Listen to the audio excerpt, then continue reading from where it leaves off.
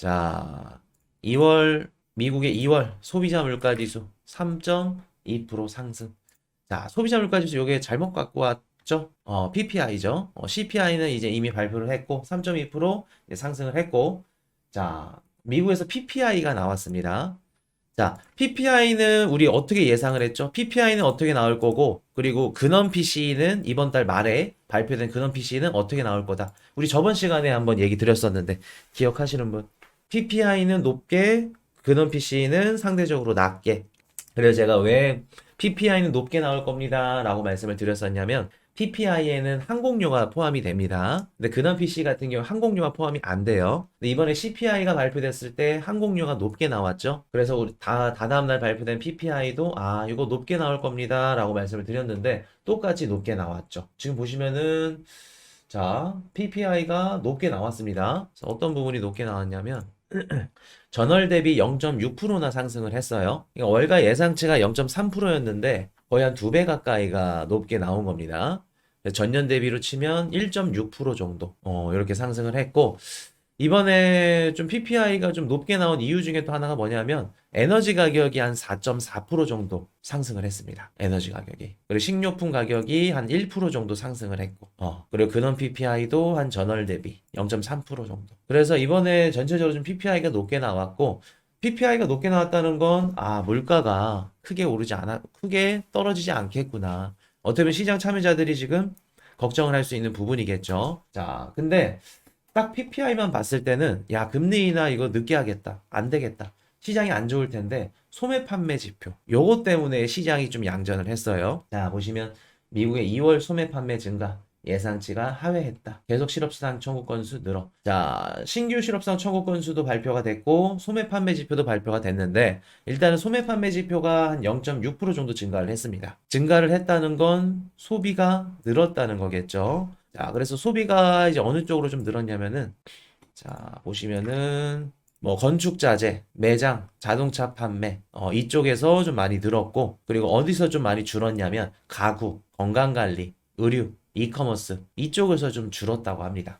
그래서 좀, 뭐라 그럴까, 지금 미국 국민들도 살림살이가 수월치는 않다. 팍팍하다. 그걸 좀 우리가 알 수 있고, 그리고 신규 실업상 청구 건수도 20만 9천 건이 발표가 됐고 예상치가 21만 8천 건이었습니다. 그것보다 적게 나왔기 때문에 실업자 수가 적었구나 라고 알 수 있는 부분이고 우리가 지금 가장 조금 더 딥하게 보고 있는 게 연속 실업 청구 건수 2주 연속 계속해서 연속으로 청구하는 건수 요게 최근 들어서 많이 나왔는데 이번에 조금 줄었어요. 그러면서 야 고용시장이 이렇게 괜찮네 아직도 물가는 막 올라갈 것 같고 안 빠질 것 같고 이게 무서웠지만 고용시장이 아직도 괜찮네. 그래서 시장이 나빴다가 좋았다가 양전을 했다는 거. 그래서 이렇게 보시면은 미국 증시가 크게 빠지진 않았습니다. 자 미국 물가 충격에 흔들리는 금리 인하 전망, 금리 인상 가능성까지. 자 이게 이제 우리가 어떻게 해석을 할 수 있냐면 지금 미국의 경제 상황만 봤을 때 물가가 그 금리를 인하할 수 있나요, 없나요? 여러분들이 봤을 때 미국의 물가, 경제 이런 것들 봤을 때 금리 인하 할 수 있나요, 없나요? 연준이? 금리 인하가 나올 수 있는 상황이 맞다 아니다? 미국의 지금 경제 상황이나 물가 지금 떨어지는 폭이나 이런 것들 봤을 때 금리 인하 나올 수 있는 상황이 없죠. 아니죠. 금리 인하 나올 수 있는 상황이 아닙니다. 그런데도 저희 하우스는 2분기 금리 인하를 예상하는 게 정치적인 영향 때문에. 자, 그럼 우리가 한 가지 여기서 조금 이제 힌트를 얻을 수 있는 게 뭐냐면, 그 2007년도 리먼 브라더스 이제 전 세계 서브프라임 모기 사태가 딱 터졌죠.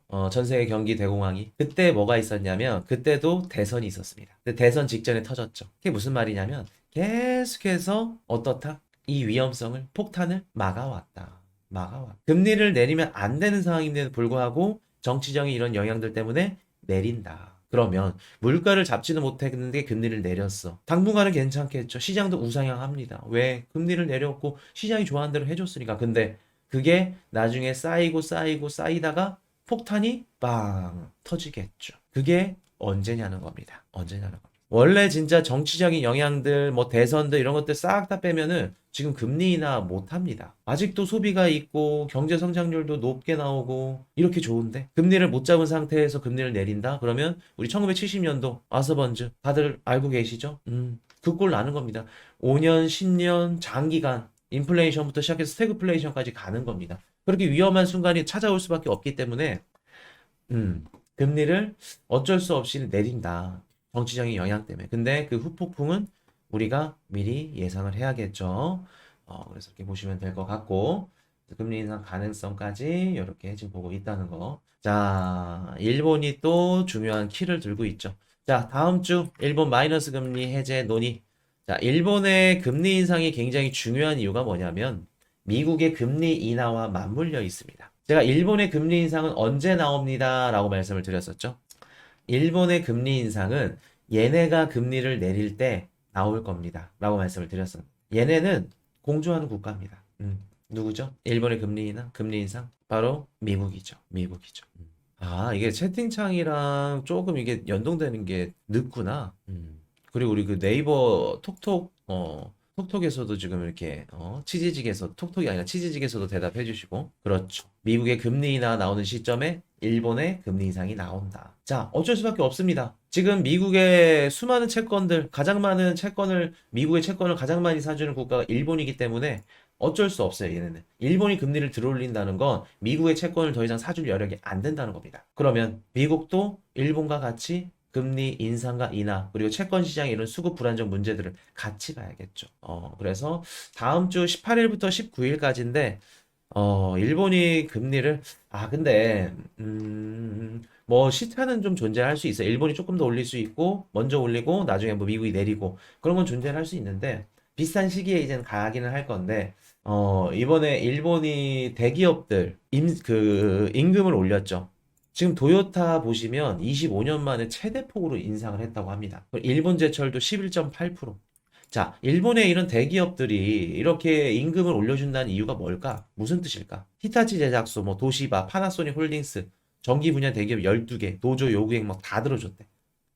무슨 뜻일까? 일단 임금을 이렇게 올려줬다는 건 무슨 뜻이냐면 임금 인상을 해줘서 나중에 이제 해외 노동자들, 이민자들 유입을 하겠다. 그 유입을 하기 위해서 어떻게 보면 좀 전초전이다. 그렇게 보시면 또 맞습니다. 지금 나중에 이제 어떤 일들이 일어날 거냐면은 한국과 일본이 이제 경쟁을 하게 될 거예요. 어떤 경쟁? 이민자 유입을. 일본으로 가서 일을 해야 되냐, 한국으로 가서 일을 해야 되냐, 경쟁을 하게 될 겁니다. 지금 이번에 네덜란드 AML, 얘네 기업들 반도체 다른 데로 갈래? 그러고 있죠. 왜 그런다 그랬죠? 걔네들은 저렴한 이민자들을 유입을 해가지고 계속해서 물건을 찍어내야 돼. 근데 지금 유럽 국가들이 이민자를 반대하고 있나요? 유입을 찬성하고 있나요? 반대하고 있죠. 러우 전쟁 딱 터지고 나서 막 이민자들 그 실향민들 막 나라를 잃고 종교적으로 이런 갈등이 있거나 뭔가 문화적으로 갈등이 있거나 당장 노동력을 공급해 줄 수 있는 이민자가 아니라 오히려 그냥 밥이나 축내는 이제 그분들 입장에서는 내 일자리를 뺏어가는 렌트비를 올려주는 그런 이민자들이 들어와. 그러니까 어떻게 돼요? 유럽의 정치권 이런 극우 성향의 정치권 정치인들이 야, 이민자 받지 마. 그렇게 된 겁니다. 그럼 네덜란드도 이민자를 받아야 되는데 정부가 지금 운영하고 있는 정책과 반대되죠. 그런 식으로 지금 기업들은 저렴한 인건비를 통해서 제품들을 찍어내야 되는데 일본도 마찬가지입니다. 이민자를 받아들이려면 인건비를 올려야지. 한국도 마찬가지고. 그래서 한국과 일본이 이민자 유입에 굉장히 경쟁이 붙을 겁니다. 그래서 우리가 요거를 조금 나중에 봐야 될 키포인트고 나중에 좀 결과론적으로 따지면은 한국이 밀릴 이유는 없어요. 일본한테. 왜냐면 한 가지 말씀을 드려볼까? 자, 앞으로 AI 관련해서 AI 산업과 뭐 비트코인도 그렇고 AI 산업이 이제 우리한테 이제 우리 일상생활에 자리 잡게 될 건데 AI가 잘 돌아가려면 이게 많이 필요합니다. 이게 뭐였을까? 자, 복습. AI가 우리 일생활에서 쭉 퍼져 들어가야 돼. 활성화가 돼야 돼. 그러면 이게 필요해. 이게 많이 필요해. 뭘까? 전기, 코주아님. 그렇죠. 전력. 우리 대답 잘하시는 분들 치지직으로 가셨구나. 전력. 김두현님 전력. 그렇죠. 전력이죠. 자, 우리 한 가지 좀 부탁을 드릴게요. 치지직에서 우리 지금 대답 잘해주신 분들이 있죠? 되도록이면 방송을 좀 2개 켜가지고 유튜브에서도 대답을 좀 해주세요. 지금 몸이 안 좋은 관계로 이게 막 대답이 좀 지연되거나 그러면 이게 조금 이렇게 힘들어지니까 가능하시면 그렇게 해주시면 감사하겠습니다. 자, 전력이 많이 필요합니다. 그럼 우리가 나중에 봤을 때 AI 산업이나 아니면 AI 관련 일자리를 이제 취직을 하고 싶어. 이민자 입장에서. 일본으로 가서 일을 하는 게 좋을까? 아니면 한국으로 가서 일을 하는 게 좋을까? 일본과 한국. 자, 끊기면 조금 기다리시면 돼요. 당연히 한국이죠. 왜 일본이야? 한국이지. 전력 공급 관련해서 1등. 우리나라만큼 잘 된 거 없죠. 그리고 일본 같은 경우에는 좀 지리적 특색도 있고 이제 섬이기 때문에 언제 어떻게 될지 몰라. 그래서 뭐 그 이런 좀 유수의 많은 이런 기업들이 일본에 이렇게 좀 큰 금액을 투자하기가 조금 섣부르게 들어갈 수 없는 부분들이 있어요. 지정학적 이런 그 영향들이. 그래서 한국이 그런 부분에 있어서는 굉장히 좋을 겁니다. 우리 막 전력이 끊겼다, 그런 적 거의 많이 없죠. 그래서 나중에는 AI 산업을 통해서도 전력을 얼마나 싸게, 공급을 잘해줄 수 있는 것도 중요하지만 싸고 저렴하게, 제때제때 해줄 수 있는 것. 요게 중요합니다. 그런 부분에 있어서는 한국이 조금 더 유리하다. 그래서 이렇게 나중에 한국과 일본이 서로 이렇게 경쟁을 하는, 모습을 보시게 될 겁니다. 자, 임금 인상 러시, 금리 인상 채비 갖추나. 자, 일본에서 계속해서 지금 금리 인상 얘기가 나오니까 일본의 금리 인상은 또 우리 그 예전에 우리 작년부터 배웠었던 기억하실 겁니다. 일본이 금리를 올리면 일본에서 수많은 미국 주식, 미국 채권, 해외 투자자들이 일본으로 리턴하겠죠. 그렇게 되면 또 시장에 매물들이 나올 겁니다. 이런 부분들. 자, 이렇게 보시면 되고. 국제유가 상승, IEA, 원유 수요 전망치 상향과 러시아 생산 감소 영향을 받아. 자, 국제유가 드디어 나왔네요. MEXC 거래소 거래하면 안 된다 하는데 어떤가요? 거래하면 왜 안 되나요? 잘 쓰고 있는데. 저도 지금 3년 넘게 사고 없이 잘 쓰고 있는데. 여기저기서 떠들어대는 거 그냥 그것만 듣고 그럴 필요 없습니다. 그리고 혹시나 걱정되시면 OKX 쓰시면 돼요. OKX 쓰세요. 쓰시면 되고. 자, 국제유가 상승, IEA 원유 수요 전망치 상향과 러시아 생산 감소 영향받아. 자, 이렇게 보시면 국제유가가 지금 다시 올랐어요. 국제유가가 상승을 했고, 지금 이제 계속해서 2분기로 가면 갈수록 요런 뭐라 그럴까? 요런 그 기사들, 요런 내용들 계속해서 나올 겁니다. 계속해서 나올 거고, 보시면은 유가가 살짝 올랐다 그래서 지금 당장 시장에 영향을 주는 건 아니지만 이런 부분들이 계속해서 하나둘씩 중첩이 되면은 물가 상승이랑 같이 영향을 충분히 줄 수 있겠죠. 뭐가 있었냐면 오펙에서 추가 감산한다고 얘기가 나왔습니다. 오펙 추가 감산 얘기가 나왔고 그래서 감산 계속 하겠다. 얘네들 어차피 돈 벌어야 되니까. 사우디 입장에서 지금 적자입니다.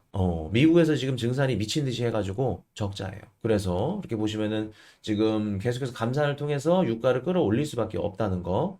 그리고 지금 보시면 러시아 본토 공격 제대로 당했다. 우크라이나에서 정유시설을 공격을 했습니다. 드론으로 정유시설 공격을 했고 요게 국제유가 상승하는데 또 기여를 했죠. 그래서 지금 국제유가가 막 올라가고 있어요. 자, 그리고 또 뭐가 있었냐면 자, 뭐가 또 있었냐면은 보시면은 그 IEA라고 국제 에너지 기구가 있습니다. 미국의 경제 전망 개선 보고서가 발표가 됐는데 이거의 경제 성장률이 조금 올라갈 것 같으니까 수요가 좀 늘어날 겁니다. 요런 얘기를 했어요. 그래서 수요가 조금 늘어날 것 같으니까 당연히 가격이 살짝 튀겠죠. 그래서 요런 보고서, 그리고 오펙 감산 유지, 그리고 우크라이나 러시아 정유 공장 공격까지 국제 유가를 다시 들어 올리고 있다는 거.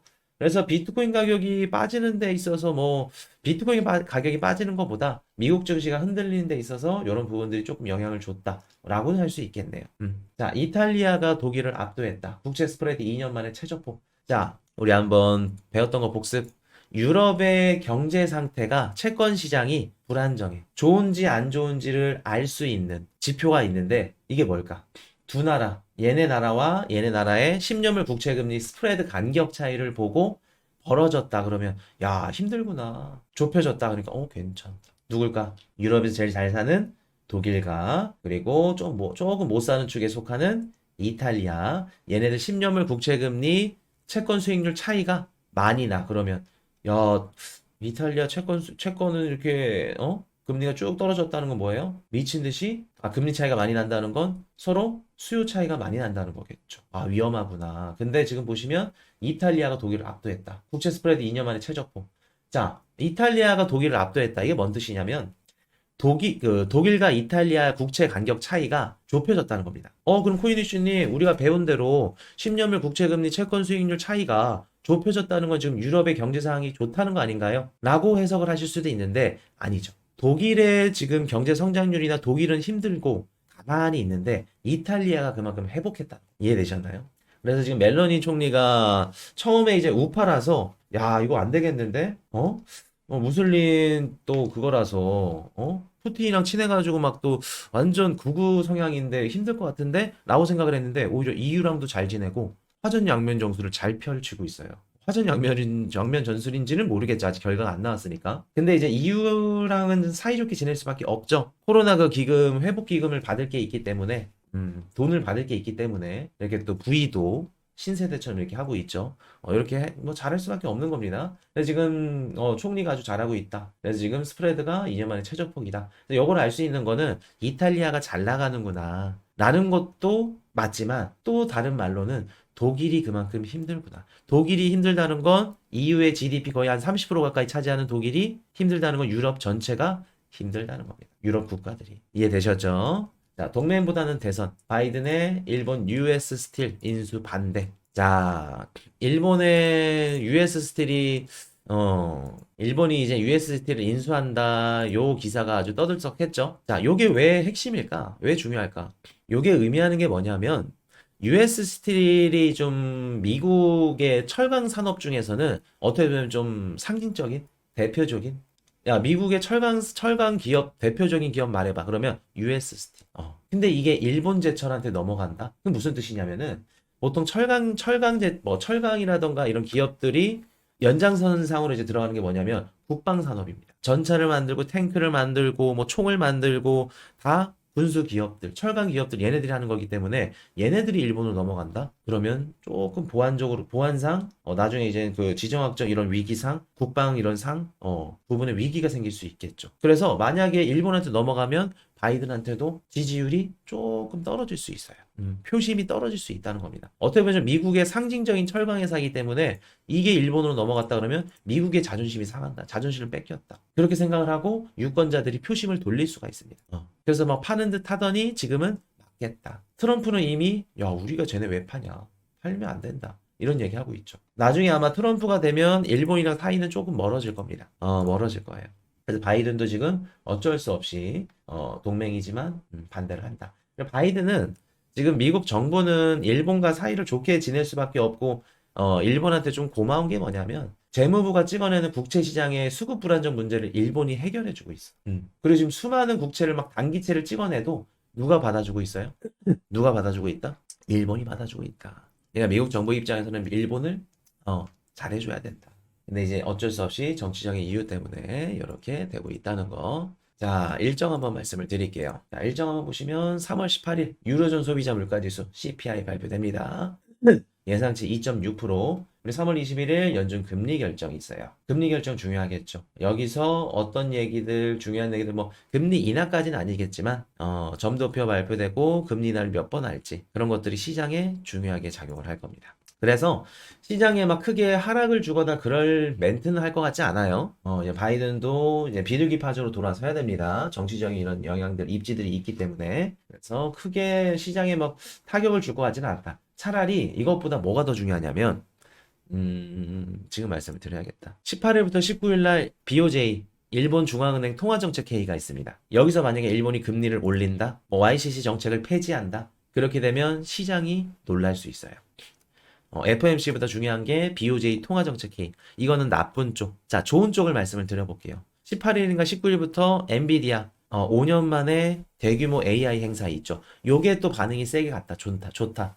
그러면 시장은 또 우상향합니다. 그래서 지금 변곡점은 18일부터 19일 BOJ 통화정책회의냐 아니면 엔비디아의 AI 행사냐. 요거 두 개가 될 겁니다. 이해되셨죠? 자, 그래서 보시면 이렇게 되고 21일 날 신규 실업성 청구 건수 발표되고 25일 날 신규 주택 판매, 28일 날 국내 총생산 GDP 발표됩니다. 29일 날 근원 개인 소비 지출 PCE 지표 발표돼요. 그래서 PCE 지표 요거 아마 낮게 나올 걸로 보이는데 PPI가 이렇게 높게 나왔다는 건 또 섣불리 예상할 수가 없을 것 같아요. 그래서 보통 똑같이 나오던가 조금 높게 나올 수도 있는 지켜보셔야 되겠습니다. PC 요건. 3월 29일 PC 굉장히 중요합니다. Hey, I got a confession. Been losing all momentum.